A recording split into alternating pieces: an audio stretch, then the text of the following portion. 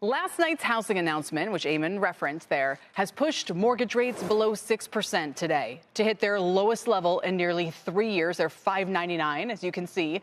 Let's dig a little deeper into the president's proposals now with Bill Pulte. He's director of the Federal Housing Finance Agency. Bill, it's great to see. I was almost going to give you a pop quiz. I mean, is that about the level you think that mortgage rates should be after this announcement? Well, you know, I don't want to comment too much on price action, but I will say this. We finally have a president that knows that Fannie Mae and Freddie Mac exist. We have all of this cash. Why not put it to work? Why not put it back in great mortgage bonds that we have? And it's great to see that the action happens today. You know, this is a president that is laser focused on getting housing affordability back, and we're going to take any tool that we can that makes sense. The president's about to announce a couple other things, Kelly, in a couple weeks at Davos, so stay tuned for that. All right, we'll get to that. $200 billion. Bill, why not make it $1 trillion? In other words, these agencies could do more. In the past, they have done more.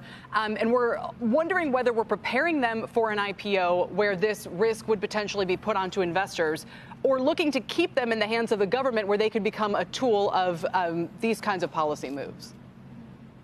Well, $200 billion is a lot of capital. This is a very big buy. We're very excited about it. We've already begun executing upon it. I don't want to talk too much about how we're staggering it or what we're going to be doing, but this is also in the best interest of the American people, and it is in the best interest of the Fannie and Freddie team as well. Because why? These mortgage securities actually yield a higher result, and we feel very confident in the mortgage underwriting standards that the companies have post the Great Recession. Under President Trump, we are running Fannie and Freddie like businesses, and that's why we have the flexibility to do this and feel very confident that it's going to be safe and sound while also having the effects, like you said, of lowering mortgage rates. I mean, to be in the 5% range and half of the 5 handle, that's huge, Kelly. Nobody thought that was possible. You know, we know these levels are psychologically important, but so you are preparing these agencies to go public, and you think that directing them to buy more mortgage-backed securities is consistent with that. But if it's good business, why haven't they been doing it already? Absolutely.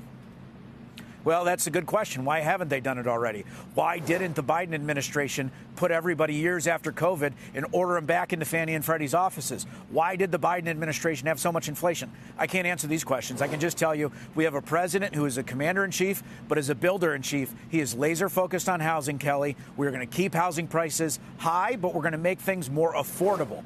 And that's what the American people voted him in for. And you see that today with the mortgage rates being with the 5 handle. This is a very big deal. This, coupled with the ban on institutional investors buying, which I believe will happen, this is going to be very big. This is a big 1-2 punch this week, and there's more to come. One more, and then I'll move off of this topic. But there are many on Wall Street who are somewhat confused because I've seen reactions that say, oh, obviously they're not going to IPO these companies now. Obviously the president is pleased that they haven't done so. And yet you're saying that this is part of a plan to IPO them. And I wonder if that's because you want to make sure that the losses go on to investors and not onto taxpayers if anything, you know, goes wrong. But can you just clarify the intentions? This is definitely an effort, even though they're being kind of marshaled to support a policy initiative. I didn't say that. It's part of an effort to take them public.